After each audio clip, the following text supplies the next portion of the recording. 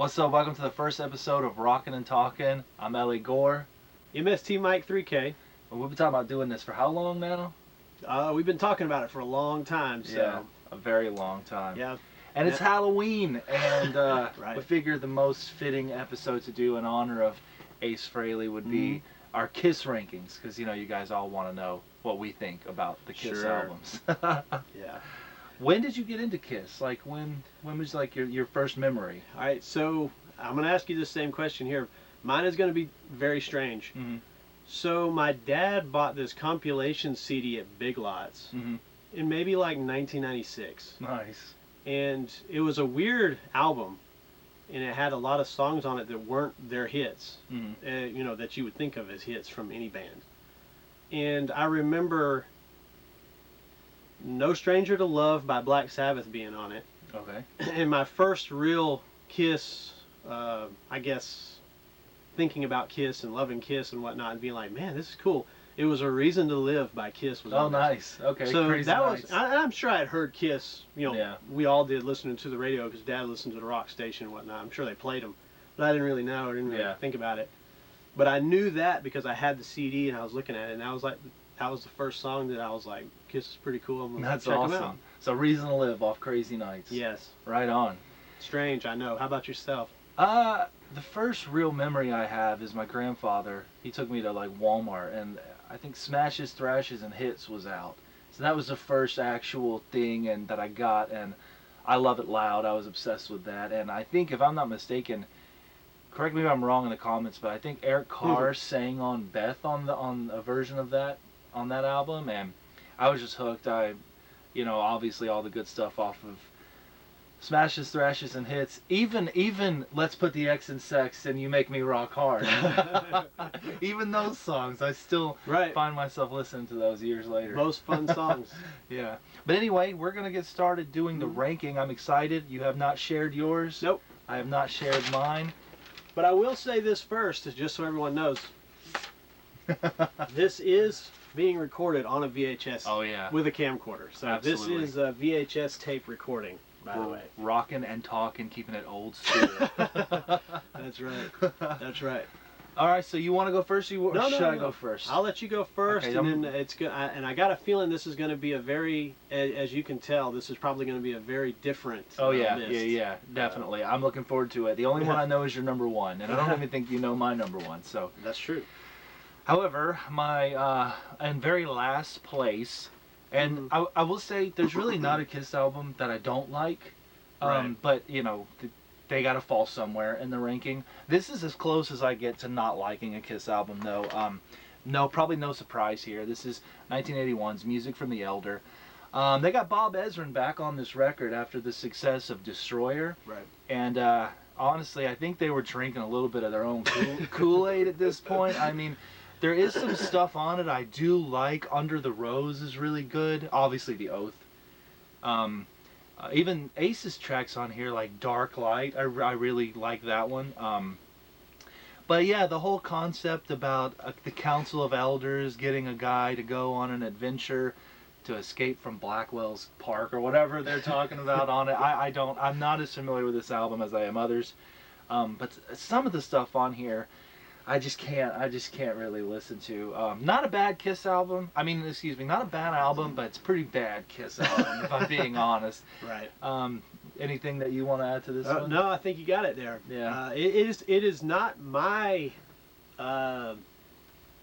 first Kiss album to be, which would be the back that I don't listen to, but it's right here. I'll reach over and grab it. Yeah. Which one? I want to know what you think about it here. Oh yeah, Carnival of Souls. Yeah. And now this is your in last place. Yes. Yeah. And 20. I mean, just look at the liner notes. There is none. Yeah, exactly. And that's what I think about this album. There's nothing that I can even recall that even makes me want to go back and put it back in and play. There are. This is at kind of the bottom of my ranking as well. But there is stuff I like on it. I like Hate. I like Rain, Jungle, Master and Slave. I think I Walk Alone is the Bruce Kulick song that he sings on it. I like Bruce a lot. I think he's Yeah, yeah. One of the greatest guitarists. Of course, we know. Oh yeah, me too. Probably when it just comes to chops, the best player in Kiss. Absolutely. And still to this day, the one flying the flag. I mean, he's the one. Absolutely. Yeah. He's you know, back in the day, we did an acoustic version of Hide Your Heart and sent it over to him, and he actually responded. Very cool. So that was pretty cool. I got a lot to say about that album. We'll wait until it gets to my ranking. Any other thing you want to add to it? No, let's see. Let's keep it rolling. We'll see what's next. Oh, well, actually, mine next is Carnival of Souls. So, yeah. You know, this wasn't even supposed to come out as an album. This was recorded as a follow-up to Revenge. But then the Unplugged stuff happened, and the Kiss conventions happened, and they shelved this for the idea of doing a reunion tour. But it got bootlegged, and you know, then Gene was like, "Oh well, this is selling. Let's make it official. Let's make it official." Right. And it's kind of bittersweet because I personally, look, I'm an old school Kiss guy, but the lineup of Eric Singer, Bruce Kulick for that Revenge album is really killer, and then Alive 3. So this album, if it had the full weight of what they were doing behind it, it could have been really great. Like Hate, again, I just said this, but Hate, Rain, Master and Slave, Childhood's End. This is a good album.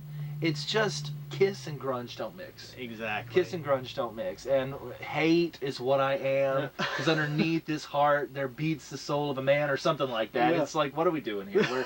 We're a long way from Love Gun here. But still a solid album. I mean, any album with Singer and Kulick on it is not a bad album. I think they did some stuff together with like the Union and some other stuff like that. Eric Singer Project they were on together. I might be wrong about the Union thing, but I know they were on some ESP stuff together. Very. But anyway, yeah, that's my second to last. I think 19, Carnival of Souls. Yep. And 19 for me, where are you? Way over here we go. Monster. What'd you feel about Monster anyhow? Well, you tell us what you think first, because I think I'm right after you. Oh, so, is that what's next? Yeah, I think so. Yep. So ours is pretty... When you talk about Monster, to me it was like, you know, it felt good to see him come back, and it was really exciting. What was it, 2012? Yeah. And it was like, man, this is going to be really exciting. And I thought the single that they put out was pretty solid. Yeah, Hallelujah. Yeah, I thought it was pretty good. I was like, man, this is really good. But then when I put in the album, I just remember kind of drifting off. Yeah. Kind of forgetting, you know, anything that was really going on, and being like, yeah, I guess it was something playing. Now, we saw them on this tour, didn't we? I believe it was, yeah. I think they opened, no, they opened with Psycho Circus when we saw them, but I think it was the Monster tour right after. Yeah, we'll go ahead and go in depth on it, because it's my next one too. It's pretty, so far we're pretty close. Yeah. It's going to change after this though, I already know. But, you know, Monster, we'll talk about Sonic Boom when it gets to it, but I don't hate this album, but it has to go somewhere. And I do find myself coming back and listening to this a lot. Is that right? Yeah, I love... Then you give it another shot. There's a song on here called Take Me Down Below, and you can tell they had just started doing the Kiss cruises, because it's about meeting a hot girl on a boat. but like, I love it because it's that classic Paul Gene trade-off in the verses and chorus, and then the chorus is very melodic, and it's just, take me down below. I love it. And even All for the Love of Rock and Roll, the Eric Singer song on this one, there's some really, really low moments, though. Like Freak. I'm sorry. I used to wonder why when I went walking by they talked about me. It's like what Hot Topic. Yeah. So yeah, Freak. I never believed that. Back to the Stone Age. Not for me. Wall of Sound. I really dig. Long Way Down. And then there is a bonus track on the Japanese version called Right Here, Right Now. That really should have been on this album. Not sure why it wasn't. It's one of the strongest ones on here, and I mean, come on, that's cool. That's cool, man. This excites me, man. It's a good pick. Yeah. Anyway, so that was both of our. Yeah. So now you're next. Yeah, and I think this is where our. Well, mine was going to be Music for the Elder there. Oh, okay. Yeah. That was the very next one for me. Yeah. But, well, is there any? Do you ever find yourself coming back and listening to this album? Not at all. Not at all. No. Absolutely not. Not, you know, and to be fair, these 3 albums that we just mentioned are the 3 albums that I don't go back and listen to. Really? Huh. Mm-hmm. You know, this is probably, yeah, there's a reason that was at my bottom of the list. I hardly go back and listen to that. Unless The Oath. I think Arch Enemy did a cover of The Oath. Is that right? If I'm not mistaken. Maybe it wasn't I think it was Arch Enemy, but... I'd like to hear that. I'm going to check that out. Correct me if I'm wrong. It was some heavy metal female-fronted band. I think it was Arch Enemy, but yeah, they rocked it. I mean, The Elder could have been really good. There's, you know... I like Dark Light. I like the Ace tracks on it a lot. Let's see if the track listing's on here. Yeah, World Without Heroes. With him crying at the end of the video. I never believed that. I is a pretty rockin' song. Kind of corny lyrics. Don't need to get wasted. Only brings me down. Under the Rose I really like. And Only You. I forgot to mention that one when I was talking about it. That's a really good song. But yeah, other than that, yeah. There you go. All right, so yours is The Elder. I have a feeling our lists are about to diverge here. So now, after The Elder, we're going on your side here. I don't know, man. I feel like it might stick to it. Let's see what you got. All right. Well, speaking of stick to it, we're gonna rise to it and talk about Hot in the Shade. Yeah, it is gonna change. Then it's gonna be different. Hot in the Shade to me, this album. Well, first of all, we can't. Eric Carr was really sick. Yeah. And the drums, some of the drums on this are done with a drum machine. It's obvious. There's songs that weren't finished. It's just, as a whole package, it's really not great. Stuff like Little Caesar and Boomerang, I'd never go back and listen to. I might listen to The Elder more than I listen to this album, if I'm being honest. However, the high moments are really high. A Rise to It was... when they put on the Kiss makeup at the beginning of that video, right? Before the reunion, before Unplugged, it was kind of like almost like a premonition of what was about to happen in the Kiss world. Obviously, we have a good memory with Hide Your Heart. Very good. When we saw them play live, and they had added this back into the set. And Paul said, "We got something for you now." And me and you, we were on in the amphitheater, so everything was kind of going downhill, and we screamed "Hide Your Heart," and he said, "What was that?" So like, we believe to this day he heard us screaming "Hide Your Heart." Anyway, Betrayed is really good, but as a whole, there's just too much on it. I think, if I'm being honest, the Kiss vehicle should have stopped to kind of handle things with Eric Carr. Yeah.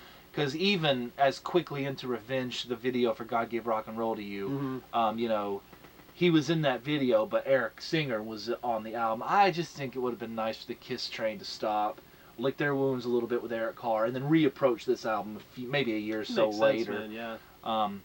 Not a bad album, not a good album, but the singles on it really save it for being at the bottom of the list for me. So that's mine, Hot in the Shade. Well, mine, Hot in the Shade's a little higher than that. That's okay. I mean, it's not a bad album. Let's see. You know... And what number are we on now? I don't forgot. Let's see. 17. 17. I'm looking for Dynasty. Oh, here we go. Yep. There it is. Yep, that's mine. The sound of it is a little different. Yeah. It's a little lighter. And a little weaker. Well, it's different musicians too. Yeah, and it was just like, oh my God, the return of Kiss. Yeah, as it was billed as. It was just, it's difficult for me to really relax and rock out to this album. Yeah. You know what I mean? Oh yeah, definitely. And I like to rock out, and as you'll see as it gets closer towards the list, I like this stuff to be a little more. Upbeat and whatnot. Sure. And, this album to me is kind of, it's not that, but it's not a horrible album. No, definitely by any sense not. of the means. But, well, I think at this Dirty point, 11. Yeah. I mean, yeah, that's probably one of silly. the weaker songs on it. But for me. it's just silly, and of course it has my wife's favorite song on it, of course. Which I Was Made for Loving You. Of course. I mean, there's some good stuff on it. It's but Sure Know Something's one of I don't want to listen to that. I don't want to listen to those songs. Yeah. You know, no, I feel that. I want Kiss to rock, man, and to me this album doesn't rock. I will say, I'll say more about it when it gets to my part of the ranking, but I'm a Ace diehard. The Ace songs on that album kick ass. Hard Times, Right. Save Your Love, and X-Ray. Is X-Ray Eyes the last one? There's another Ace song on it. I can't remember off the top of my head, but is there any high points on the album? Anything that you find yourself listening to? No, nothing I really go back to on this album. Yeah, I mean that's totally fair. It's not one of their best. Oh, I stick with the Save Your Love X. No, I'm sorry. 2000 Man, Hard Times, and X-Ray and Save Your Love are the Ace songs on it. Which, of course, we know 2000 Man's a Rolling Stones song, but right. still. Well, all right, man. Let's see. Interesting. My next one. All right. I'm going to go with the album right after that for my next one. Oh, yeah. We got to show the poster. That's pretty cool. Yeah. Classic Kiss. Again, it's kind of misleading. I'm pretty sure Peter was only on one song on the whole album. Is that right? Yeah, I think Anton Fig played the rest of the drums on this one. They got a guy, I think, if I'm not mistaken, didn't Vinnie Ponzio do this album? Yeah, different production, different sound. This was after the solo album, so they were pretty much not really in it anymore. Right. But yeah, for my next one, we're gonna go with the one right after that. We're going with Unmasked. Great cover art. Yeah. Oh, especially the classic poster in this one. Yeah, when they take their masks off and it's the masks underneath. That's a cool poster. Fun fact: this was supposed to be the album they unmasked for, but they would. It made sense. Yeah, they ended up not doing it. Again, this is not a bad album. At this point, Peter Criss is completely gone. He was in the music video for Shandy, and he's in the album art. I don't know that Eric Carr played on the album, but he was in the band for the tour of this album subsequently. Oh, that's cool. Naked City, I think, is one of the most underrated Gene songs ever. I think that's a great song. What Makes the World Go Round, Paul Stanley, hits him at his power pop, kind of disco phase. Yeah. The Ace songs on here, Two Sides of the Coin, Torpedo Girl, and I know even the really diehard Ace fans love Talk to Me. I've never been a Talk to Me fan. I'm not into She's So European. But, Is That You is a cover. I don't even know who originally does it, No. but I love Shandy. I love Naked City, What Makes the World Go Round. Tomorrow's a really good one, but yeah.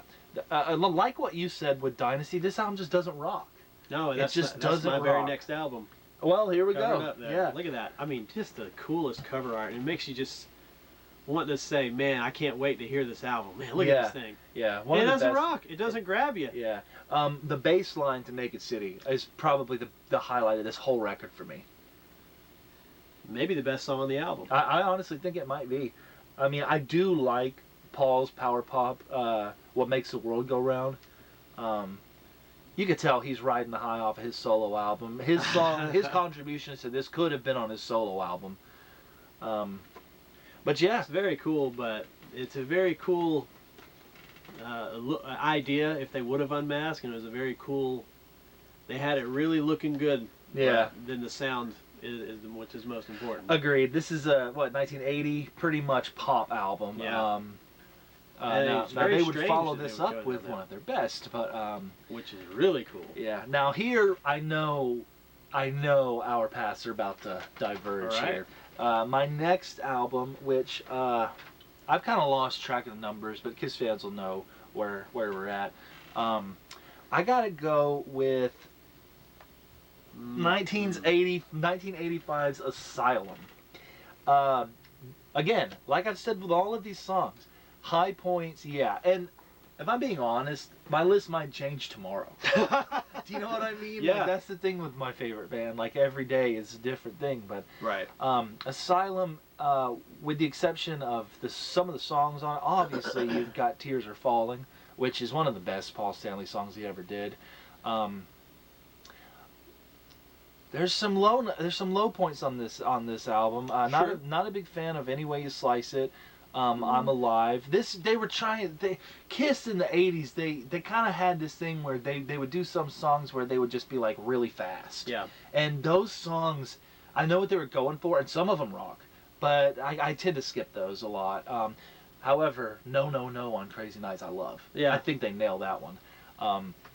And maybe I'm ranking this a little too low as I'm looking at it now in my ranking. All like Night, you say, not a big fan of that one. But like you said, you got to put it somewhere. Yeah. It's got to fit in there somewhere. And all the ones that come after this, I like a lot more. Right. Like Animalize, I like a lot more than this one. However, King of the Mountain is one of the best songs ever that they did. Absolutely. Just how Eric Carr that comes song's in with, metal. Yeah, it's metal. I don't care sure. what anyone thinks. That song is a heavy metal song. That song, Tears Are Falling. Right. Honestly, that's really all I come back to on this album. Unfortunate as it is, you got to put it somewhere. And for me, my pick is Asylum. yeah, Asylum. What about you? What's next for you? So the next one you're gonna really like, because I know I've heard you talk a lot about this album. Ooh. Oh, nice. Yes, I'm a big fan of this album, actually. Modern Day Delilah.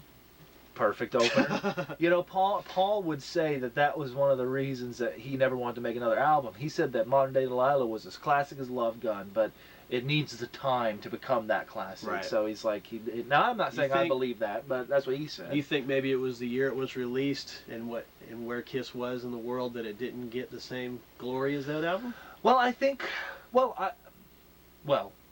no disrespect out there to Kiss, but let's be honest, they were a nostalgia act at this point. It's not like this breathed fresh air into where we were with heavy metal in 2009. Right. The people that bought this album were the people that wanted to go check out the Kiss corners in Walmart, which is another thing. This was a Walmart exclusive. Right. So, no, this so you talk about it. I don't want to talk over yours your pick. Yours is further on down there. You know, and when lightning strikes.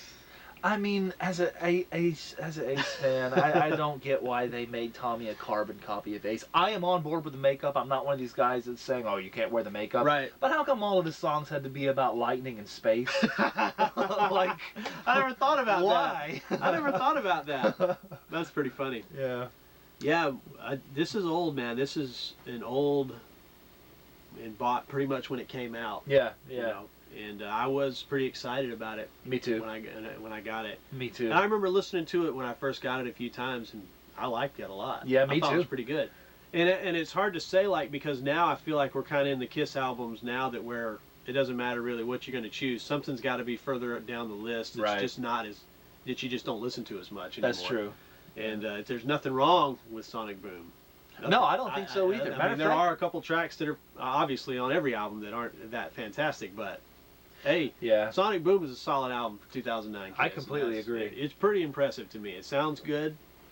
And another cool thing about this album was the extra bonus stuff, the Kiss Classic CD. Right, that was awesome. Yeah, which the remastered, the redone songs, the re-recorded. Of course, we know that the reason they did that was so they could have the rights to put those songs in commercials. Is that right? Yeah, I didn't know so that. they could own some of those rights back. Yeah. Wow. I'll say a lot more idea. about that album. What standout songs to you? Any songs you go back to other than Modern Day Delilah? I love Modern Day Delilah. I love Russian Roulette. Oh, that's a good one. Yeah. This is Russian Roulette. Yeah. I mean, great album though. It's good stuff. It's good. It was particularly exciting because this was the first one since '97 or '98, Psycho Circus. Right. So like there was a long dry spell. Yeah, we'll talk about that in detail later. Yeah. Including our infamous hello. Goodbye. Okay, so you're gonna hate my next pick. Oh yeah. You're gonna hate it. But I think most Kiss fans will probably have this lower. In my mind, I have this higher, but it's still lower. Yeah, I gotta say it. I gotta go with Crazy Nights. I know it hurts your feelings. It does. This is a solid album. However, Kiss was never supposed to be Bon Jovi. That's probably my biggest complaint with this album as a whole. Even though there are really high points, I'll fight hell to hold you. Again, this is after Asylum. Paul really is nailing this 1980s heavy metal thing. And best his voice has ever sounded on. Oh yeah, well, unbelievable. The highest. I don't know. Okay, yeah, okay, I'm not going to disagree with that. I think it probably is the best. I personally think his voice sounded the best during like the Unplugged era. Which after this, at this point, another thing, I'm all about image. the headless guitar and baseball jerseys he was wearing on this tour. Do you remember what I'm talking about? I don't know. I never thought that rocked. Again, No, No, No, I really like, but can we be honest? Bang, Bang, You might be the worst Kiss song. Good Girl Gone Bad, absolutely killer. Turn on the Night. You know what? Maybe I put this album a little too low. Turn on the Night. We saw them. Didn't they do Crazy Nights when we saw them live? Absolutely. Yeah, killer album. I mean, when it comes to the makeup stuff, obviously so far, this is one of my favorite non-makeup albums. I've got almost all the other makeup stuff, with the exception of one underneath it. So in that sense, I don't feel like I have it low. But when it comes to the stuff that comes out later, to me, there's just no comparison. Still a solid album. We're going with Crazy Nights. Mm-hmm. All right, what you got? I know that's not next for you. No, if I was looking right here, it was. Oh wow, okay. We're really diverging here. See, I knew we would split off at some point. Yeah. But I have nothing bad to say about it. Well, I mean, I have nothing bad to say about most of these albums. Yeah. I have nothing bad to say about Kiss. I mean, it's. This probably one of the strongest openers on any album. This track listing reads like a greatest hits. Seriously. Yeah. And the only thing is that it's in my brain, and this is just my brain. Sure. I listen to different types of Kiss music. I listen to different stuff musically. Mm-hmm. You know what I mean? Like, so I have to put these rankings, and as you can see, some of those 80s albums haven't been set on my side, but they're on your side, because that's what I like to go to, obviously. Which is why, it's one of the reasons that this was going to be so much fun, because I know how different our lists are going to be. But I have and this is the Kiss 74 debut, in case it's not in the frame here. I don't know about this VHS camera, but I think that Strutter is one of the best. Oh yeah. I think Cold Gin is a Ace classic. Yeah, that's what I was going to say. It's I wish that he had sang it on this album. It's a shame that we didn't get the first Ace vocal until the 7th Kiss album. Right. He wrote some of these songs called Gin. On the next album, he wrote Strange Ways. Didn't get to sing it. Right. But yeah, I have a lot to say about this album. This album is good. Yeah. Yeah, it's and like I said, I'm not going to say anything bad about any of these albums coming up, because I simply don't have anything to say. Yeah. Except for maybe a track here and there that you're just kind of like, but you know. So that's the thing with bands like this that are our all-time favorites. There's not an album I hate, like we said, all throughout, but they got to go somewhere. Yeah, it's tough, especially when bands have big catalogs of going through things. It's and bands like Kiss and Sabbath and Halloween and whatnot. You're just like, man, I don't know where to. I love all this stuff. It means a lot to me. It's tough to really rank them, and this is simply just preference of what you listen to, and more than others. And again, it might be different. It's kind of where I'm at. You're right, because maybe you get on a kick to where you want to listen to nothing but older Kiss albums and whatnot. But this is strictly just what I go back to the most. Yeah, sure. And mine doesn't. Mine's a little different than that, but I think that's what's so crazy about it. It's they've put out so much music that's so good that you pretty much all have them lined up in a row. Yeah. For the most part. And then you got a couple of them there. And if we had included the live albums in this, which by the way we did not, then the list would be exactly the same, but the live albums at the front. Right. All right, my next one, we're going to circle back a little bit to Sonic Boom. So we're not too far back. No, not too much, man. I can't tell you. For me, this was like getting a chance to live what I've read about in the 70s Kissteria. Because if you remember, like I said earlier, it was a Walmart exclusive, but they had these things in Walmart called Kiss Corners, where you could get Kiss blankets and Kiss notebooks and pencils and t-shirts and all the classic collection of the album. And this was the first time with a K, of course. So funny. Kiss Corner. This was the first time I saw them live. Was 2009 it was at the tail end of the Alive 35 tour, which is crazy to me to think that they had only been around for 35 years at that point. Right. What? It feels like it doesn't feel that old. Yeah. But since we're way over 35, it just feels different. Anyway, it was the tail end of the Alive 35 tour, but they did add Say Yeah into actually in Atlanta. 2009 was the first time they ever played Say Yeah. So I got to be in that crowd, which was pretty cool. We hadn't met yet, otherwise we probably would have gone together. Great stuff on this album. I absolutely love All for the Glory. Eric Singer's vocal on that is really, really good. Never Enough. Actually, there's not a song on here that I don't like. Maybe When Lightning Strikes. I don't understand why we have to be an Ace copy in the songs we write too. I love Tommy. I never even thought of that. I love Tommy Thayer. Look, I have his Electric Blue Les Paul Custom. Nice. I really do like Tommy Thayer. I like the stuff he did in Black and Blue. He's a great player. I love him, but I'm not on board with the carbon copy of Ace. I'm fine with you wearing the makeup. I know that Peter and Ace sold him the makeup, so I'm not that Kiss purist. It's like, oh, you got to have the two guys up there. Look, I love Ace and Peter, but I think anybody's being obvious says that they kind of fucked that up, messed that up. So anyway, not going to get too much into that, but yeah, I was on board with Sonic Boom. I loved it. I still love it. I like it a lot better than Monster. Much better production. And then they had the live DVD that came out with this too. I think it was in Buenos Aires or something like that. I didn't watch much of that at that time. But anyway, yeah, Sonic Boom. I still love it. Classic Kiss album cover, which if I'm not mistaken, it's the same guy that did Rock and Roll Over. Is that right? Yeah. Wow. Not Ken Kelly. That's the guy that did Destroyer, right? But the guy that did Rock and Roll Over, I can't remember his name, but it's the same guy. If I'm not mistaken, correct me if I'm wrong. But yeah, anyway, Sonic Boom. Dang. All right. So what you got next? Let's see. I forgot where I was here. You know what? I think you may have already... No, I don't think you've talked about that one yet. Sweet. Fresh meat. It's up top. Oh, yeah. Animalized. Great album. Great. But... yeah. it's and I love their 80s stuff, and I love this photo. I'm looking at this photo. Yeah, that's a great back photo for sure. I've had enough Into the Fire.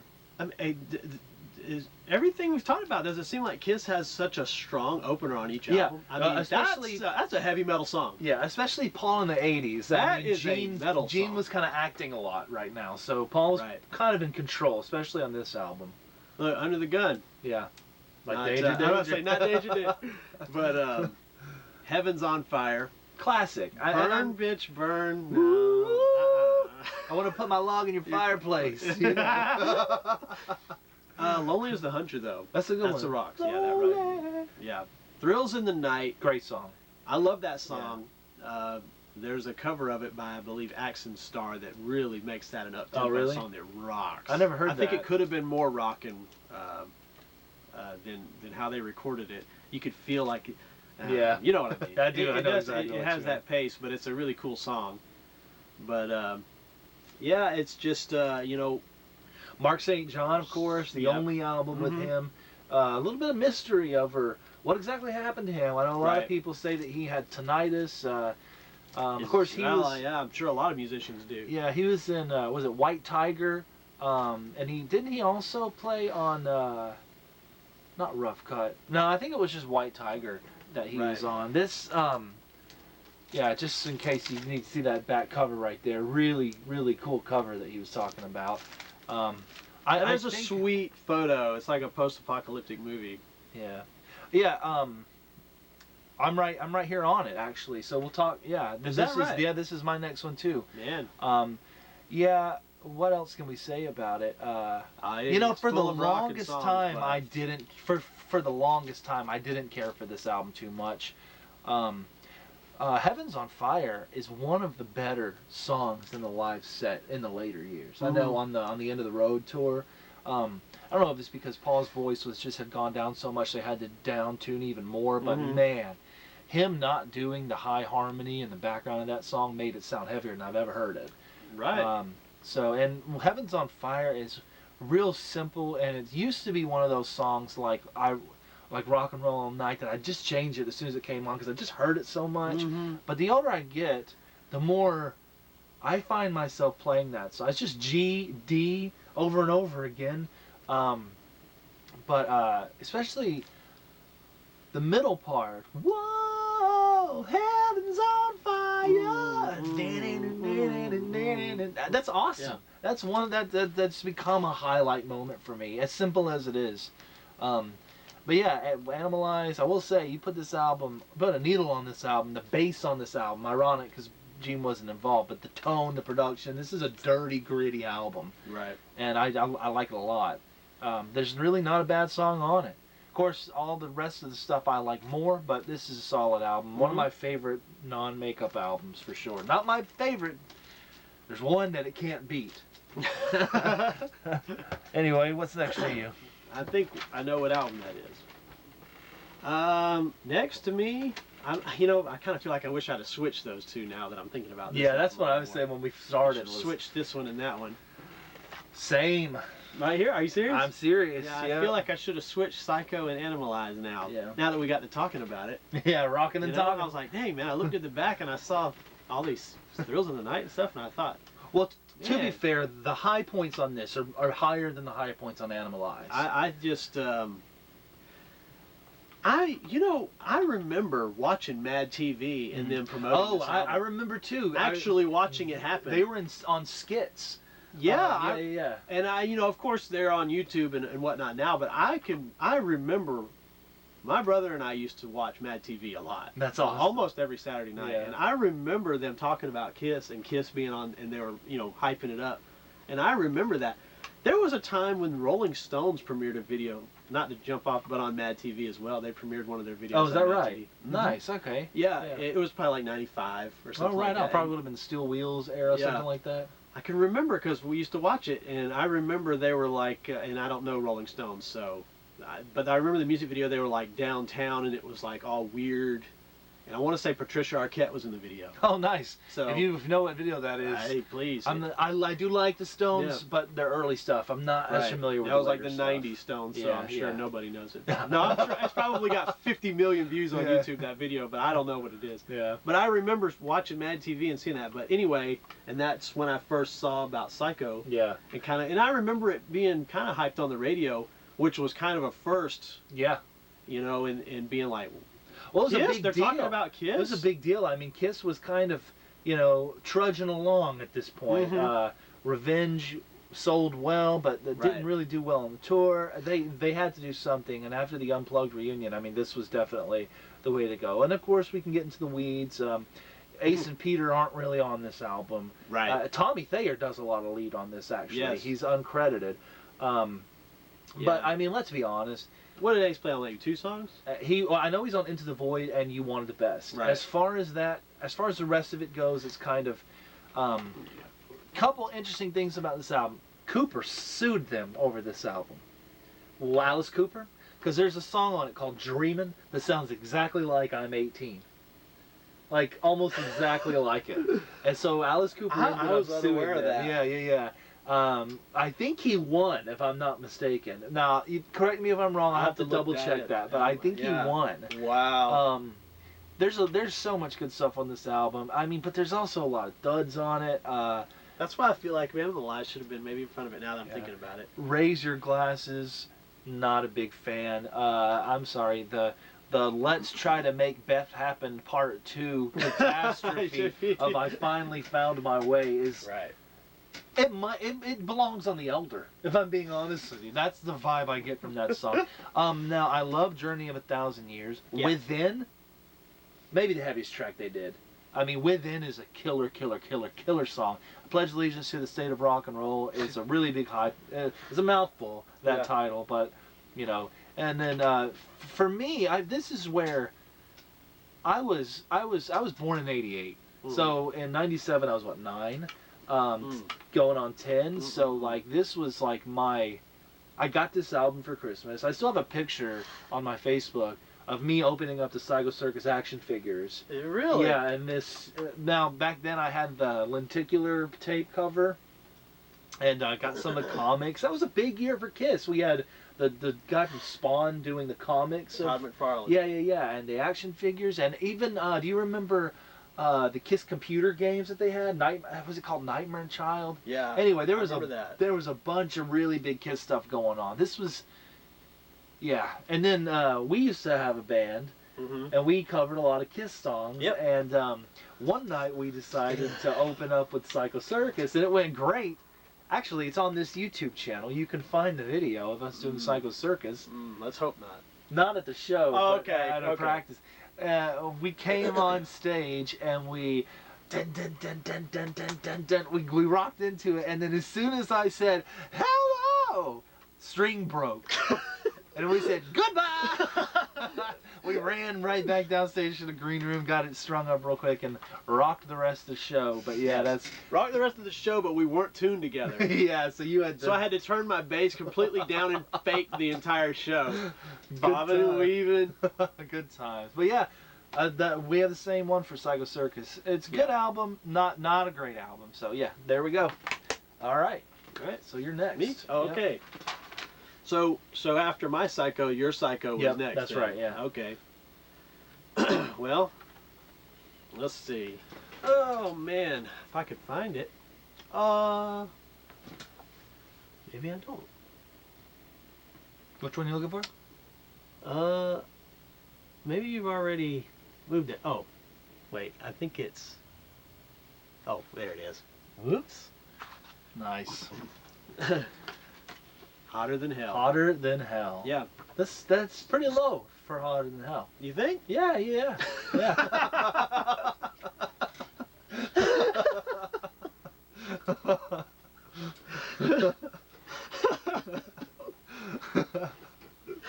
What do you think about it? What's your standout tracks? I think it's real good. I mean, as we say, there's nothing real... I like what? Parasite. Parasite's I like the riff. Great, yeah. Parasite's great. I think it's got a real solid riff in it.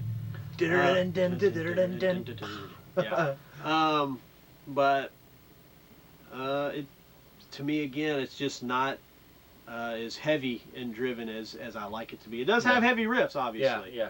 And the production on this is really grimy. Yeah. Which to me makes it heavier. Right. Strange Ways is almost could be a Sabbath song. Honestly, I mean, Strange Ways does rock. Yeah, it does. Yeah.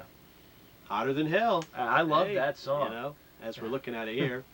She showed me how it best.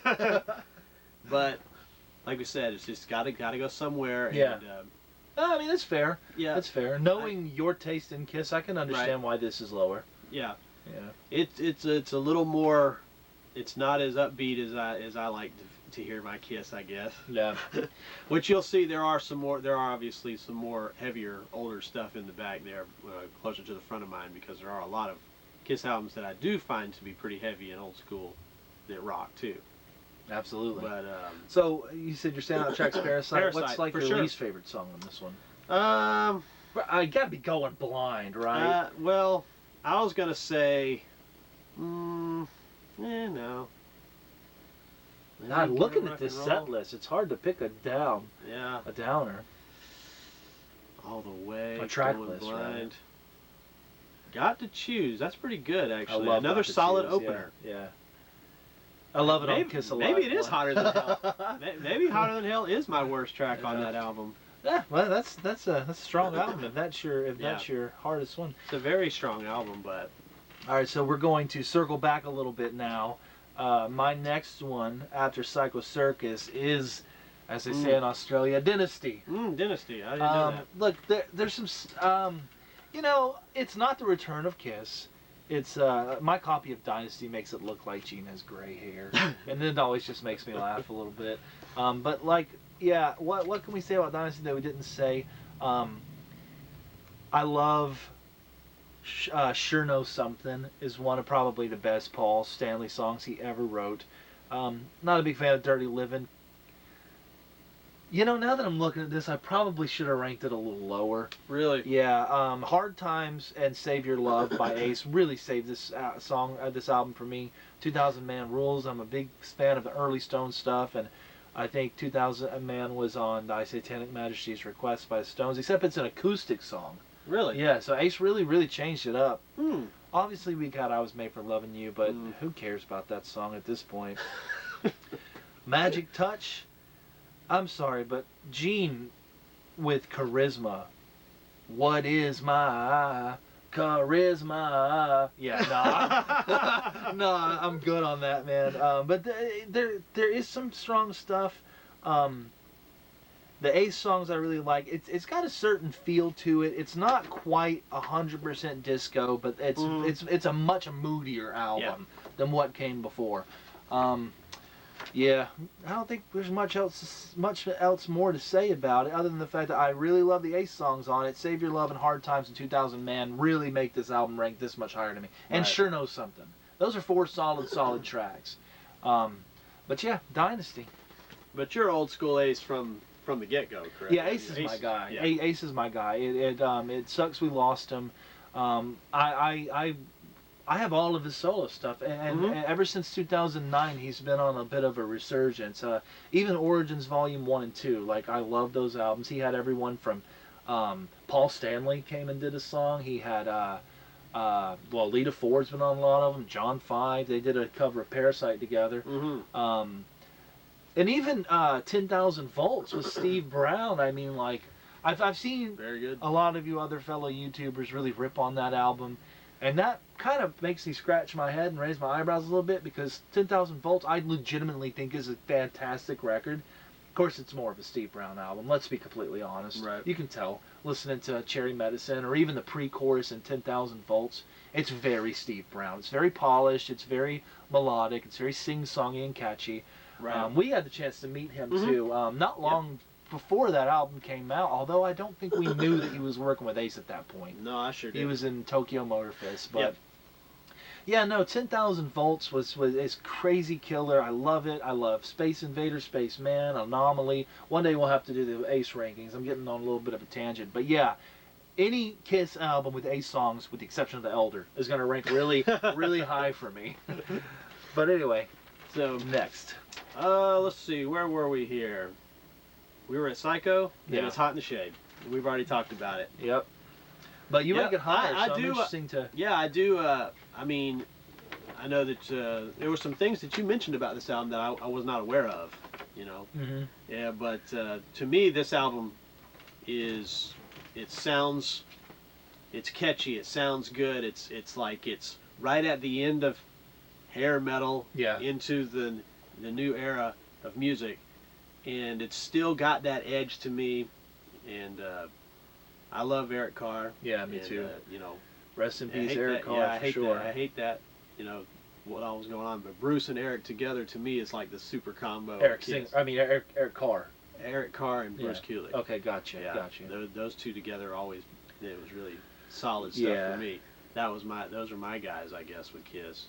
And that's why it's so different that we talk about these albums. You know, now that I didn't really notice that before, but now that you say it, that the light bulb just clicked. Yeah, now that I know that, all of your Eric Carr and Bruce Kulick albums are at the front, and there's nothing wrong with that. I mean, it's one thing we didn't say about them together. I don't know, maybe, and with obviously with the other guys, Gene and Paul and Eric and Bruce was to me like it was just like they had a sound that just appealed to me. Yeah. Probably just me, but no, no, not just you. They did a lot of really good stuff in the 80s. Right.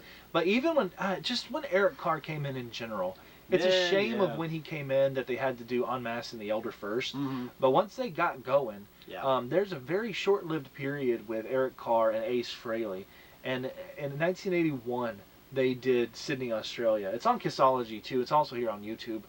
One of the best shows they ever did. Eric Carr made the rest of those guys play better.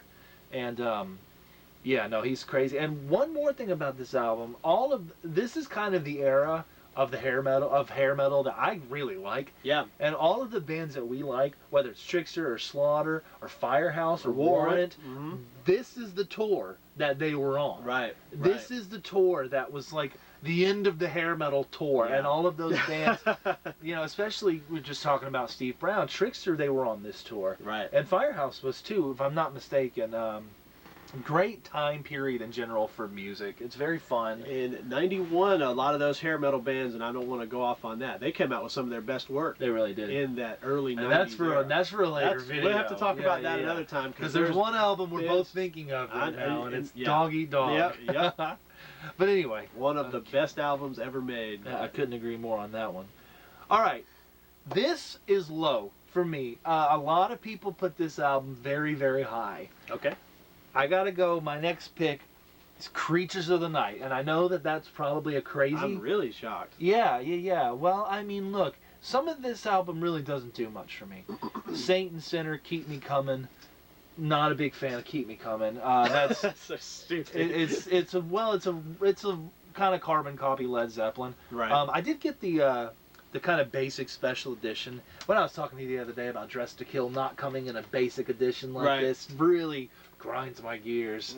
But look, you can't say anything really bad about Creatures other than the fact that Vinnie Vincent's on it. Yeah. Which probably, you know, we got Ace here on the cover. Ace was not on the album, which is another reason it's lower for me. Vinnie, you could say whatever you wanted to say about him in 1980. The past 40 years, you can't say those things about him anymore. I'm not going to get too in the weeds on that, but just not a solid guy. He had his moment. Everybody that was involved in him has horror stories about it. Everybody. Anyway, I'm not here to bash anybody. And I'm gonna say about Vinnie, great songwriter. Great songwriter. Yeah. Not a great player in my opinion. I don't think he's very good. I think he was just noodle. That instructional video he put out is just like a joke. Yeah, and his tone was not that razor clear thin. either. Yeah, it was freaking horrible. Now, with that being said, look, you obviously have some of Kiss's best work on this album. Yep. Creatures of the Night might be one of the best Kiss songs ever made. Heavy. I Love It Loud. Rock and Roll Hell. Actually, Ace Frehley did a version of that song, Rock and Roll Hell, on either Origins Volume 1 or 2. I'll have to double check. It came out just a few years ago. And he turns it into like a Dio Sabbath. Instead of in the verse where the bass is, you know, the heaven and hell, dun, dun, dun, dun, dun, dun. But Ace double tracks that with his guitar, and it comes out much heavier. And no joke, I prefer the Ace Frehley Origins version of Rock and Roll Hell more than the Creatures version. That's no joke. Same with I Love It. I mean, same with I Still Love You. Amazing song, but the unplugged version is the quintessential version of that song. My cat I named Killer after the track on this album. Is that right? Yeah. And then War Machine, which is one of their best songs. I mean, so even though again they have to go somewhere. Right. And every album that comes after this, I just like more. Right. But that does not mean that this is a bad album. It's probably one of the best. And I mean, look at that art right there. Look at that photography. Just the cool red at the tips of their hair. And then this was a really good kind of collector's edition. Anyway, now, aren't there versions that do have Vinnie on it? There's actually a version that has Bruce Kulick on it. Is there? Yeah, they're unmasked. And there's like an orange background. I don't know why, but I've never seen a cover with Vinnie. There might be that I can remember, but you know, even them playing live with the big tank, I don't know. Everything about this, it was just too much. It was just from 74 to 82. It's like, okay, enough, you know? We're kind of... And Paul Stanley would say that this proved to him that people listened with their eyes and not their ears. Which is... He swears that this album is better than Lick It Up. I don't believe it is. No. I don't believe it is. But he says it is, and that's the reason that they unmasked on the next record. Was because of the poor sales of this one, and they thought this one was killer. But the problem is, this came off the heels of The Elder and Unmasked. Yeah. It's like... They had already hit their lowest of lows. And it's like this was a try-hard album. Yeah. It's like, we got to get back to that. The ship is sinking. And to be honest with you, some of that shows on this album. Again, not a big fan of Keep Me Coming and Saint and Sinner. I'm not even the biggest fan of Rock and Roll Hell. Right. It's okay.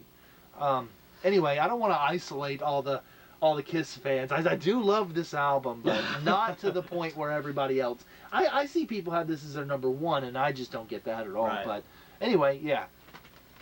Creatures of the Night. Creatures? What you got next? What did I do last? Hot in the Shade? Yep. Or Hot... Yeah, you did Hot in the Shade last. Was it? Yeah. Because we were talking about Trickster and... And I must be at Love Gun. All right, let me grab that one. Got a couple copies of that. Oh boy. Love Gun. Christine 16 is why this album is... No, I'm just kidding. No, it's a creepy song. So horrible. When I saw you coming out of school that day, I've got to have you. Yeah. That's probably one of the worst songs I've ever heard by Kiss. That and Then She Kissed Me, which are both on the same really album. Bad, yeah. Really bad. Hooligan, though. I'm not a fan of Hooligan. Hooligan and Love Gun. Obviously Love Gun, yeah. I don't know, man. Looking at this list now, Shock Me is awesome. It was one of my favorite Kiss songs, yeah. But now I'm starting to wonder if I should have put this one a little lower than the other ones, but... yeah, me too. This one isn't too high in mine either. It does... Well, we're at least halfway through, I would think. Yeah. It does rock, but... It does rock. Let me check and see if I'm not right there with you. I should have put this one lower, I think, because there's so many misses on this compared to hits. Yeah. For me, personally. So when you do spin this album, what do you go back to? Right here. Love Gun. Love Gun. Got Love for Sale is great, yeah. I like Hooligan, which you don't like. I Stole Your Love is pretty solid. Yeah, I Stole Your Love is rocking. I do like Hooligan. It's just, I'm a hooligan, won't go to school again. It borders on the corny. And then Shock Me, of course. The best solo, I actually sat down recently and learned this solo. My favorite solo of the classic Kiss discography. There's a lot more I'll say about this album when we get to it. I mean, the cover is absolutely killer. Yeah. You can't beat that cover. But it's one of the best, for sure. Anything else you want to add? No, I'm good. I'll come back to that one in a few minutes. I figured it wouldn't be too far away. My next one after Creatures is Revenge. Yeah. Now, this is another album that I see a lot of people have this on number 1, number 2. And really? Yeah. Oh, man. And I'm just like... I was thinking that. Okay, that's great. Now, Revenge is... This was probably, during the 80s, the coolest. Well, this was in the early 90s. But during that whole period, they looked coolest. And they didn't have to... let me see if I can pull out this picture to kind of show you. They didn't have to try. It kind of looked... it kind of looked normal, yeah. The classic... Revenge picture. Yeah. I mean, like he's got some Jinkos on. No, yeah, really. Just a leather trench coat. They didn't look silly. And I mean, Gene, just in the 80s, he didn't do himself any favors, that's for sure. But Revenge, obviously, is starting off with Unholy, which I think is one of the few Kiss albums that opens the Gene song. It might be the only one. But it's definitely one of the only. And it rules. Almost every song on this album is killer. Unholy. Unholy, Take It Off, Tough Love. Look, I like Spit. Got no manners and I'm not too clean, but I know what I like, if you know what I mean. I like it. God Gave Rock and Roll to You Too. You know, one of the best songs ever written. It's just, it's a shame they didn't write it. Yeah. It's an Argent song, is that right? That sounds right. Heart of Chrome, Thou Shalt Not, Every Time I Look at You, Paralyzed, I Just Wanna. You talk about an underrated Kiss song. I got a body built for sin and an appetite for passion. Come on, man. It's killer. The great album. This album is tainted for me, though, because of the death of Eric Carr and the fact that before he had even passed away, when he was in the hospital, they were recording this album with Singer. And he had a wig on. Eric Carr was in the video for God Gave Rock and Roll to You with a wig. Yeah. And I'm like, man, y'all could have stopped. Y'all had enough. Y'all had the money. You could have stopped for a few minutes and just had a little bit of a heart. I'm not trying to talk trash about my favorite band, but this album to me, I'm not gonna lie. Every time I listen to this album, I think that. I think about Eric Carr in the wig, and I'm like, man. Did we really have to just keep going full Kiss speed ahead? You could have taken a couple years off, recuperated, licked your wounds, and then started back up. You guys had kind of lost the plot at this point anyway. This isn't about bashing anybody. I don't want to hype too much on negative things, but I just got to be honest. I think about that when I listen to this album, especially when I see the video. Yeah. For God Gave Rock and Roll to You. Anyway, yeah, killer album. My second favorite non-makeup album, again, it won't beat the other one that I have higher than this. You probably know what it is already. But yeah, that's my next one is Revenge. Right on. Yeah. So, we were at that. So, mine, that's probably one of your best albums. Oh yeah, definitely. Is it? Oh yeah. Is it one of your top albums? It is, yes. Like you said, like you're going to say again, it's probably going to be a greatest hits looking album? Not so much as the first album, Hotter Than Hell, but yeah, definitely. There are some obscure songs like Two Timer and Room Service that you don't really see a lot about. Which one is it that one. for them? Oh, it's Dress to Kill. Yeah, there we go. Yeah, Dress to Kill was my next one there. But like you say, I do like She a lot. She's great. And actually, Wick and Lester's song first. And there's versions on YouTube when you can hear the Jethro Tull flutes and everything that they really? do. Yeah. Yeah. I don't think I've ever heard that. The whole Wick and Lester's album is on YouTube. Yeah. This is a CD or album that I would probably listen to all the way to the last song, and then I would. Oh yeah, me too. I never want to hear Rock and Roll All Night again in my life ever. Yeah. Even Come On and Love Me is. Oh, I love Come On and rocks, Love Me. Yeah. It's very catchy and it rocks, even though it's very, very famous. Yeah. But all in all, it's just a fun album. And that's why we're getting close to the top of our list. Weaker production on this album. Very thin production. Yeah, which is strange. I've talked a little bit about this, but just to air my grievance here, whoever, I know it wasn't Kiss because Kiss sold all the rights to their stuff. Say that. But whoever is putting out the new Kiss Dress to Kill box set, please give us just a digestible standalone version. Because I am not paying $400 for an 8 LP version. I don't care about the 60 other tracks that didn't make the album, Burning for Fever and all that stuff. I don't care. I want the album remastered. Right. I'll talk more about this album in a minute. But wow, man. So yeah. $400 for the vinyl version, yeah. For the CD version, you're still paying $300. Right. Which is just, it's never gonna happen. It's too much. That's pretty ridiculous. Yeah. Okay, for me, we're coming to the last of the non-makeup, and to me, one of the best albums ever written. I believe if it wasn't, I always think of the episode of Family Guy where it's one of the newer ones where they start reading the lyrics to "Lick It Up," lick it up. Lick it up. Oh, that's about all I'll ever want to hear of that, or whatever they said. Of course, our band played "Lick It Up," and we rocked it. Mm-hmm. But no, I mean, this album is killer. Exciter again with the rockin' '80s Paul Stanley intros, just absolutely. That is a metal song. As metal as it gets. Young and Wasted, Not for the Innocent, was originally written and recorded for Creatures of the Night. There is a demo of Not for the Innocent on this version of Creatures.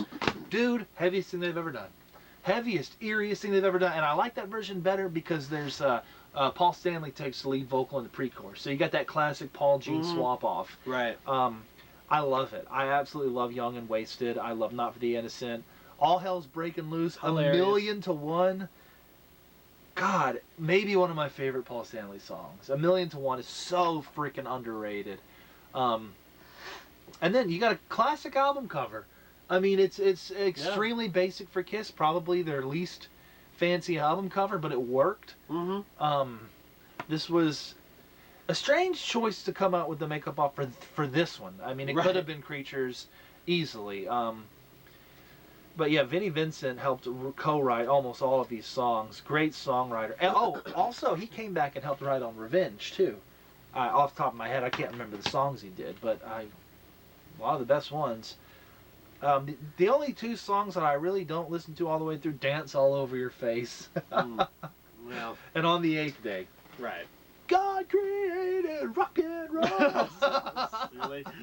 Yeah. But you can kind of tell Eric. Very heavy album. Great bass tone. Great track list. Nothing will ever beat the Classic 7 albums to me, ever. But this one comes pretty close to cracking into that top 7. Great album. If Kiss started on this album, it would be my favorite debut rock album of all time. But instead, it's another one. Right. Yeah. Yeah. It's another Kiss album. All right. Rock and roll all over. You're probably, I'm not saying it's your favorite, but I'm guessing it's in my top 2. I'm guessing it's in my top 2, yeah. Because I know you've talked to me about how much you love this album. Yeah, I Want You is the opener. What a heavy track. Yeah. Kiss always opens with their heaviest songs. Yeah, they do. And it goes straight into Take Me. Mr. Speed. I love that song, man. Yeah. It's one of my favorite Kiss. When I pick up a guitar, it's one of the go-to riffs I go to play. These are like you say. What are we down to? Like our last. We're in the top 5, 10 at least. Well, I guess we're close to the top 7 or 8. This album's fantastic. Yeah. To me, It's there's not one of my favorite older Kiss albums, obviously. I love the cover art now that I'm looking at it really hard. It's classic. Really cool. And you can tell it's kind of the same guy. They were really going for it does look.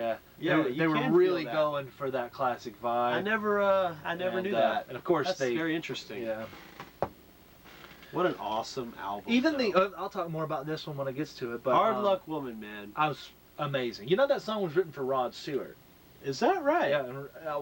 Paul wrote it for Rod Stewart, and either Rod Stewart passed on it or it never got to him, but they ended up keeping it, and that's why they gave it to Peter. Wow. Yeah. How awesome. Yeah. Fantastic album, though. I mean, just all in all. Really love my favorite Peter song is on this one, not counting Black Diamond, but. I guess my second favorite one, though, Baby Driver, is underrated. I love that song, man. Very cool. Baby Driver. Rock and Roll Over. Yep. So your favorite song on that one is I Want You? Yeah, absolutely. It's just the heaviest song on the album to me. It's very heavy. All right, my next one, we're going to circle back a little bit. We're going to go down to Love Gun. Not a lot more to say about it. Not a fan of a lot of these songs. Never really liked Tomorrow and Tonight. We can rock all day. See, now that we're talking and now that we're talking about it, you're thinking, man, I should have put Love Gun. The only reason that this album ranks so high for me is because of Shock Me, Love Gun, Got Love for Sale. Almost Human is really, really great song. But this is my least favorite, other than Dynasty, my least favorite original Kiss album. Right. And I know that sounds crazy because it's Love Gun. Yeah. But that's not saying that Love Gun isn't one of my favorite songs by them. It's not saying that, I Stole Your Love isn't probably the best opener of any of the 70s Kiss stuff. This is still a 8 out of 10 album. We're at a point now where all these albums are 8 to 10 out of 10. Absolutely. But they got to go somewhere, like I've been saying, and I'm sorry. This album will always be my least favorite original Kiss album because of Then She Kissed Me. What were they thinking? To channel James Rolfe, what were they thinking? Yeah, right. Why did they do that? I will never understand. Why? We're in 77. I mean, we're just a few years away from them being branded as the Demons of Rock. Yeah. And then we got Then She Kissed Me. She walked up to me and she asked me if I wanted to dance. Embarrassing. It's really embarrassing. And then it's a gender swap song because the original one was And Then He Kissed Me. Yeah. So it's even... Yeah. Never mind. But Love Gun is still a great album. Got Love for Sale. Ace is one of my biggest influences ever, and Shock Me is one of the best songs Kiss ever did. So it's still a great song, it's still a great album, but a little lower for me than most people. We're going with Love Gun. Right. All right. You got? Revenge is where I'm at here. And you've talked a lot about Revenge as well, but heavy album to me, and that's what I like. I love him loud. I love it loud. I like that heavy stuff, man, and of course God gave rock and roll to you as well. So let me ask you Unholy Rules. So let me ask you a question about Unholy. Do you ever find yourself singing the version Ted Pole? No, I don't, but I knew you were going to say that. I swear to God. I knew you were going to say that. Was it Stevie Rochelle and Tuff that put that out? I think so. Yeah. Ted Pole. Yeah, I just love it, man. I just think it's it's just like Hot in the Shade, right at the beginning and the end of the beginning of the 90s and the end of the 80s, and for some reason bands that were established in the 80s and even some of the 70s, they put out some awesome stuff right at the beginning of the 90s. Oh, and of course, the tides were turning, and people were forgetting and not caring, right? And they were listening to Soundgarden, or whatever. And that's okay, because I have nothing against that at all. But there was a lot of albums that got under the radar a bit for people, which I think we said we were going to do some early 90s. Oh yeah, definitely. Metal. I already got the list made up. Just waiting for the day. Stuff that came out specifically in the early 90s. This would probably be on my list. It's great. Of albums that probably, but you shocked me. Yeah, it's shocking, man. That you said that some people put this at the top. Well, I never would have guessed. I have a buddy. Actually, we talk on Facebook a lot. Tim Daniels. His two favorites are Revenge and Creatures, and there's nothing wrong with that. Those are two great albums. I mean, whatever you like. I was just shocked to hear you say that. I was like, man, I was thinking that this was one of those albums that most people. Well, Tim is a die-hard Kiss Army guy, oh, really? So he's not one of the casuals that would have missed this album. Oh, okay. Yeah. This album really rules, though. I will say, Kiss Alive 3 is like, if we were including Kiss Live albums, that would be my second favorite Kiss album. Right. It's killer, and why I'm saying that is that the tour of Revenge with the Statue of Liberty, that face came off with the skull underneath, very Terminator. Yeah, very cool. It's awesome. One of the best tours they ever did. That Alive 3 tour. Mm-hmm. I have the DVD. Yeah. It's not Live Kiss Confidential and then Live Extreme Close-Up or something like that. Anyway, somewhere over there. And then of course Alive 3 is just if that album is the only Kiss album that even comes close to getting into my top 7 of the original guys. Right. Speaking of, next we're going to go with one you just talked a little bit about. We're going with Dress to Kill. Dress to Kill. To me, this album is kind of it's a little thin. The production is a little thin, which is why I really wanted the collector's special edition. Get it out. Get it out. I don't want to pay $400. Put it out, lower the price. Ladies in Waiting. Actually, what's interesting about this song, Two Timer, is that I don't have a guitar with me, but the intro, da-na-na, da-na-na, it's the same exact intro as Detroit Rock City. Not intro, but chords. Da-na, da-na. They just. I'm interested to hear how the da-na, da-na is going to come across. But no, if you know the song and you can hear it in your head, or even listen to them back to back, listen to Two Timer and then Detroit Rock City. They kind of refurbished the intro to Two Timer into the chords of Detroit Rock City. Anyway. Lover All I Can is one of probably my second favorite Ace solo of all time. Lover All I Can is an excellent song. One of the few usages of 4-part harmonies that Kiss has at all. Until we get to later on. With Revenge, there's a lot of that. But as far as the early stuff, that's the only thing I can think of with really classic 4-part harmonies. Then we got She. Come On and Love Me. Rock Bottom. How have we not talked about Rock Bottom? Rock Bottom is great. Yeah. Rock Bottom, that intro could be... the one complaint I have about Rock Bottom is that the intro to Rock Bottom makes it sound like it's going to be a much heavier, darker song than it is. But when it kicks in, it still rocks, don't get me wrong.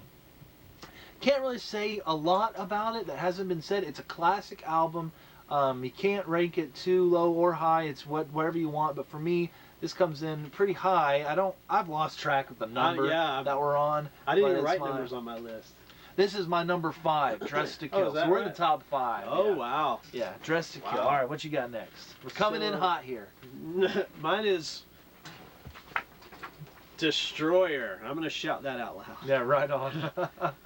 But like you say, King of the Nighttime World should have been a bigger hit. Yeah, it really should have been. It really should have been a bigger hit. This album rules, man. I completely agree. In the liner notes real quick. I'm sorry. Oh man, and let's look over the track list. And of course, our old band again. We did God of Thunder. We did that song. Man, oh man, yeah. Shout it out loud. Do You Love Me? I love that song. God, this is nothing but hits. Yeah, I know, right? Now the one stinker is Great Expectations. I was going straight to it too. Yeah, and I really love the melody and the string arrangement of that song, but the lyrics are just, I can't even listen to it. Like, I cringe too hard. Man, God of Thunder is so heavy. Yeah. Dude. This might be my next one that we can talk about at the same time. Yep, this is my next one, so we can talk about it at the same time. Yeah. Man. I really wish King of the Nighttime World was a bigger hit for them. It's hard, I really love how King of the Nighttime World comes in off of the last note of Detroit Rock City. Yeah. Especially during Alive 2. That's like one of the highlights of the whole album. Yeah. Do You Love Me? One of my favorite Kiss songs. That part in the middle, your backstage pass and black sunglasses. I love that part. Like, it's one of my favorite. It's so short. I wish that the whole song had a verse like that. It's one of the best melodies. And then the bells at the end. Right. I just love it. I'm not a fan of Beth. Yeah, I don't listen to that song either. It's There is on Destroyer Resurrected. There is a Ace Frehley guitar solo for "Sweet Pain" that didn't make this album officially, but it did get put back in the remix of the Resurrected version. Yeah, which I really like that version, maybe even slightly more than this version, if I'm being honest. But yeah, Shout It Out Loud, Flaming Youth. That song's okay. Not the biggest fan of Flaming Youth. That would come to take on different connotations later in life. Maybe you wish he would have changed that title, given some of the later rumors. But anyway, yeah, that's about all I can say. Detroit Rock City, King of the Nighttime World, God of Thunder. Yeah. Shout It Out Loud. Do You Love Me? Come on. That's just. Come on. That's my next one. That's my number 4 as well. Right.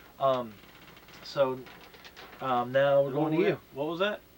Mine's Creatures. So your number 4 is Creatures. Yep. Gotcha. Creatures of the Night, and like you said, you've covered it pretty well here, but the heaviness and darkness of Creatures of the Night for me was like, whoa. Yeah. This is, hey, this is what I like to something hear. I can sink my teeth into. Yeah, and and of course I wasn't listening to Kiss as this album was coming out, obviously, but when you go back and you're listening to their albums the way it is, it was like, I was kind of like trying to go in order and whatnot from what I had, and I was like, man. And then to hear them come back and be so heavy to me. Yeah, no, this is like a heavy album. Maybe, maybe they were trying really hard to be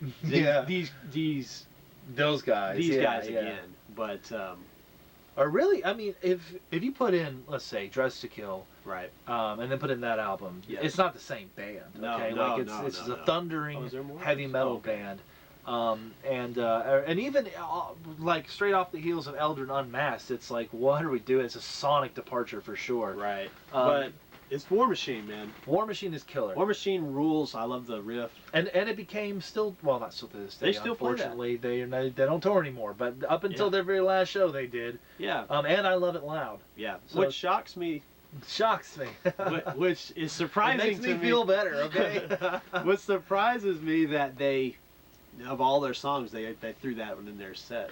You know what really surprised me about this album? If this doesn't tell you how sick of Kiss the general public was in 1982, MTV had just came out, and there was a video for I Love It Loud, and it still didn't get traction. You're talking every band ever got traction on MTV, but people were just tired of Kiss at this point. As a matter of fact, it was MTV that did the unmasking of Kiss just the next year. I remember. Yeah. I remember that. I mean, look, you can't beat Creatures. That. What did you think of? I'm glad I've thought of this. It's almost over here. But what did you think of the Ankh Warrior and the Fox? What did you think of those characters? That's very interesting. I guess I'm assuming that you probably know better than me. That where they even came up with. I don't know where they came up with it. I know that it's very strange. It's very. I thought they were pretty cool though. Yeah, I think it was interesting. I know there's pictures of Eric Carr when they were going to go with a version of his costume, but they were going to call it the Hawk. And he kind of looks like Big Bird. Yeah, so I'm glad they didn't do that. I've seen that, but I thought Vinny's character was really cool. The Ankh, yeah, it was very cool. I'm just one of those guys that don't really make a lot of excuses for Vinny. I'm just kind of like, God, Vinny. Yeah. But I will say that just during this period for me personally, and maybe this is why the album isn't higher for me, it's just not believable. Yeah. It just seems like almost like pro wrestling. Yeah, with the tank set that they had in South America, and it's just reached comic book point, and not cool comic book where they did their own blood, but just like really comical. Yeah. Still a great album. Yeah. But yeah, to me, just a little less believable, a little more ship is sinking. Let's figure out what we gotta do. I got you. Absolutely. My next one. All right, we're in the top 3 now. Wow. And I'm going for my number 3. I'm going Hotter Than Hell all day long. The production on this album, to me, lends itself to how the album sounds. Like it's got a crappy production. What makes it heavier? Yeah. I love the production on it, and there's so many great songs on this. Got to Choose, Parasite. I really there's a lot of Kiss fans that love the song Going Blind. I don't know what the heck they were thinking with that song. I'm 93, you're 16. Don't you know I'm going blind? Even the melody to the song is so eerie. Like it's the most unique song they ever did. I can't say that I like it though. Right. Even melodically, even the chords of it, it just doesn't. It's just I'm not a fan of it. Right. But all the rest of them, Let Me Go Rock and Roll. The only time I got to see that live was during the Live 35 tour. And Let Me Go Rock and Roll is one of those great forgotten Kiss songs. I love that. I love that song. The riff at the end of it is just killer. You got Watching You, which is, man, actually, I could have put this album even higher, to be honest with you guys, how much I love this album. Yeah. Coming Home is one of the greatest Paul Stanley songs, and they open Unplugged with it. And that really showcases how great the song Coming Home is. Yeah, All the Way, Hotter Than Hell. This is a great album. It was recorded in California during their first American tour, so got a little bit of a warmer sound. You can really kind of tell the difference in the New York recordings and the California recordings. And the infamous photo shoot where Paul and Gene would be anti-drug and drinking for the longest time, but Paul got wasted on this photo shoot. And you can see some of the pictures from the famous incident there. And I know before this, Ace had gotten into an accident and his face was messed up. So actually, the makeup's only on half his face, and somehow they used a computer or a photocopy to put the rest of his makeup on. But he actually wasn't wearing full makeup here. Oh. The more you know. Wow. So yeah, my number 3, I think, were Hotter Than Hell. Yep. 74. And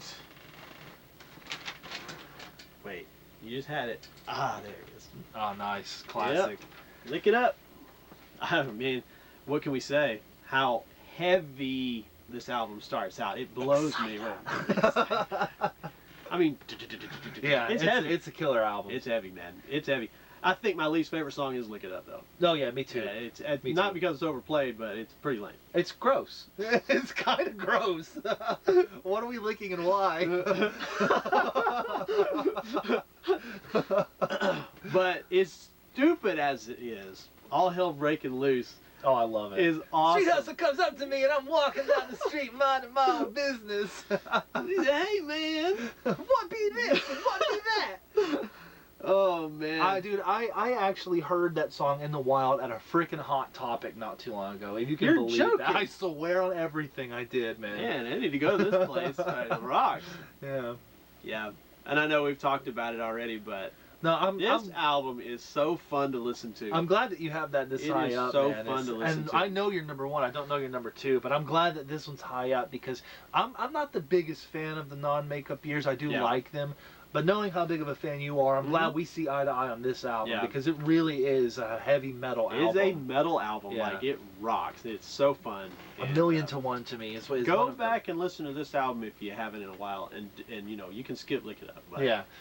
You won't go. You won't. If you want to listen to Lick It Up, go to the Heretica Wicked Mistress YouTube page. We got a video of us doing it. Listen to that version. Yeah, there you go. Why did we cover Lick It Up? Just because it was easy? Yeah, it was to get us all in the if we had time, we could play another one. Everyone would know it. Yeah. Kind of a thing. All right, so I think we're at my number 2 here.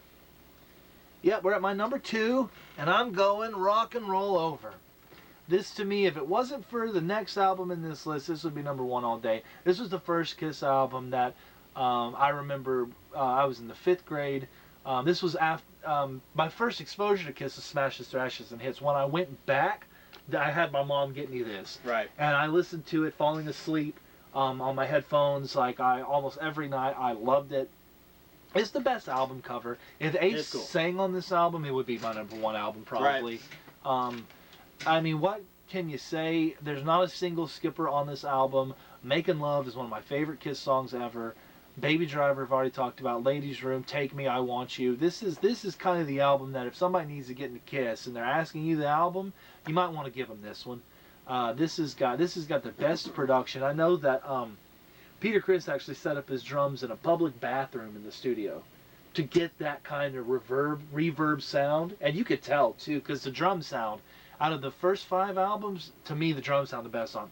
Actually, maybe out of all the Kiss albums, the original lineup, this has got the best drum sound to me. everybody's just really newfound success on this album. They had only been successful. Alive had really blown up. Destroyer had blown up. So if you don't count the live album, this is really only the second album that they're doing that they're a successful band. Right. And they're hungry again. You can kind of tell from just how this album is mixed. I don't know how much else to say about it, but Rock and Roll Over is absolutely killer. To me, there's not a single bad song on it. And if it wasn't for my next one, it would be number one. All right, let's hear your number two. Your number two. Number two, for me. Wow, that high. Yeah. Asylum. Right on, man. Right on. Hey, this is why I wanted to do this. So everyone will know. You put Asylum pretty low. Yeah, I did. Yeah. And oh my God, that's one of the reasons why. That's a silly photo. Oh man, to me, this was one of the first albums I got. Oh really? Kiss. Can you believe that? That's interesting. Yeah. What year? Do you remember what year that would have been? Maybe '99. Okay. So you got this one before Psycho Circus? Yeah. Wow. Okay, yeah. Gotcha. I got this one shortly after getting that compilation album. Gotcha. And I want to say I got it for really cheap too, but I can't recall. Yeah. It was on cassette at a Rose's. So okay, gotcha. A Rose's discount store or whatever they're called. Yeah, we still have them here in Columbus. Are they? Oh, okay. But yeah, I think I got that and the Smashing Pumpkins, something else. Anyway. Right on. But this album was just so much fun. Any way you slice it. To me. Any way you slice it. No. But it was just a lot of fun to listen to, I guess. It was kind of one of the first things that I was really, first albums that I got by Kiss. And so it just kind of stuck with me. You know, as being one of the most fun albums to listen to. And I love this era. I love this era of Kiss because the music just is more upbeat. Yeah. And it's more that style that I like to listen to, that 80s style, I guess, you know. And sometimes it can come off as pretty bubblegummy, you know, if they're saying. Well, this album more so to me heavy. Yeah. You know. See, I'm actually surprised you have Animalize over this because Animalize you get that too, but you also get the heaviness. Yeah. Not that you don't get heavy here. I mean, there's some heavy stuff here. here. But King of the Mountain. I about said Hall of Mountain King, but I meant King of the Mountain. Hey, we should do a Sabotage ranking one day. Absolutely. That album. Other than Hall of Mountain King is absolutely insane. Yeah, that's a great album. But my favorite. That is some heavy metal. My favorite album by them is Edge of Thorns. So. Oh yeah, that rules too. But just spoiler alert. Yeah, Zach Stevens rules. Yeah, just so you know. The rumor is they're going to do a new record soon. Is that right? I haven't heard that. They've been doing shows and they've been putting out videos. But, I thought for sure they were going to come play the States and headline Prog Power next year, but they didn't. Oh, I was hoping for it, man. Yeah. But anyway. Yeah, it was just like the first album I got by Kiss, so there's a lot of memories there by them. Can't beat that, man. You know, it's just and it is a killer record. I mean, there's awesome. not a bad Kiss album other than The Elder. But all night on that one. Yeah. All right, we're up to our number one. Well, ours are going to be really different. Yep. This is kind of like the most different number. This is like two examples of Kiss fans here. Yes. My number one, All Day, Every Day. The debut, 74. Right. It's just the only, again, if we were including live albums, this would be number 4 for me. Most of these songs I go back and listen to on a live, I'm just going to be honest. Right. However, the track listings, man, are you kidding me? You got Strutter, Nothing to Lose, Firehouse, Cold Gin, Let Me Know, Deuce, 100,000 Years in Black Diamond. Now, I skipped the love theme from Kiss and Kissin' Time. Now, the original release of this album did not have Kissin' Time. That was something that a radio DJ added because they were going to be contestants in a kissing contest. It really pissed the band off. So they added Love Theme from Kiss as the theme they did for this radio DJ kissing contest. It's really dumb. But other than that, this album is perfection. I mean, ending with Black Diamond. The ending of 100,000 Years into Black Diamond and the way that it distorts as it goes out, I mean, this is my favorite debut rock album of all time. Really? Too Fast for Love by Motley Crue comes in a close second, but yeah, this is my favorite debut album. You can't beat it. They did, what, 3 albums between 74 and 75? They did this one, Hotter Than Hell, Dressed to Kill, and then in 75 they came out with Alive, and I mean, by that point, they had catapulted. But I mean, every single show they did up until the End of the Road tour, they did all of these songs, man. Right. They did Strutter, they did Nothing to Lose, Firehouse, Cold Gin, Deuce, 100,000 Years, and Black Diamond. I mean, name another band that's their first album holds up like this one does. I mean, this one just, sure, Richie Kerner, Richie Wise, and the other guy, I forget the names of the producers, and then Kenny Kerner and Richie Wise. Eddie Kramer had produced the demo to this album, and then for some reason they got those 2 guys to record it. They didn't do a good job production-wise on this album. It's very thin. It's not a very heavy album. Right. The songs are there. Right. And as a Kiss fan, the songs are there. No, it's not recorded great. I don't know why they didn't have Eddie Kramer. If you can get a copy of the Eddie Kramer demo, it's on YouTube. That's the one you want to listen to. But with that being said, I love this album. It is my #1 Kiss album. That's never changed, never will. All Day Baby, 1974. You are the best. You got the best. The hottest band in the land back then, just the land. Kiss. All right. We should have ended on yours because mine is not even like that. Mine is his #1. Crazy Nights. Crazy Nights. There we go. Crazy Nights is my favorite album, and Good Girl Gone Bad is my favorite song by Kiss. Yeah, and I that's love your favorite Paul. song by Kiss? Yeah. Ever? Yeah. That's a good song. And I love Paul so much, but Gene, he sings that one anyway. But it's such a cool song. The verses to that song are very cool. Like, it is. Yeah. It rules. The verse sounds so cool. The way he sings it and the way it is very cool song. That song rules. And then No is one of my favorites of their non-makeup eras. And is poppy metal, or poppy rock as it is, Turn on the Night really rocks. Turn on the night. It's like borderlining power metal vocals. And it's like it's like Paul Stanley said those on the vocal booth and sucked helium. Yeah, his voice goes. His voice gets so high on that it blew me away. Yeah, I was like, dude, what the heck, man? But well, man, that's so interesting. The difference in because a lot of diehards will kind of discount this album altogether, but here we are flying the flag. I don't have it as high as you, but it's nowhere near the end of my list. I was a 80s hair metal type guy. Well, me too, and it was like Kiss, when I heard it for the first time, I was like, dude, this is what I like. Right here. This is the music that I like. Yeah. And the more I kept listening to the album, and I said to myself, I'm going to fight hell to hold this album. Hell yeah. No, one of my favorite Paul songs, honestly. I've said that to every Paul song. Yeah, I really love this album. It is so catchy. It's so cool. And I don't know. This is my go-to Kiss album. Hey, that's for killer, my go-to songs. As strange as that is. Again, I like it more than some people. I like it. Don't like it quite as much, but it's definitely it's not low in my listing. But it is a good album. There's some good songs on it. I don't know if it's just that vibe of the music in that era. Yeah. What was that? 85, right in the middle there, or so. Something like that. 86, maybe even a little later. I can't even recall. I think it was 88 actually. But I'm telling you, 87. So we're all over the place. 43. Yeah, really. But, it's something about that time that I love that kind of music. It's a lot of fun. Now, and of course, every year I feel like I listen to something different, but it's all, in heavy metal. Yeah. Oh, he's big into power metal this year. And yeah. I listen to old doom metal.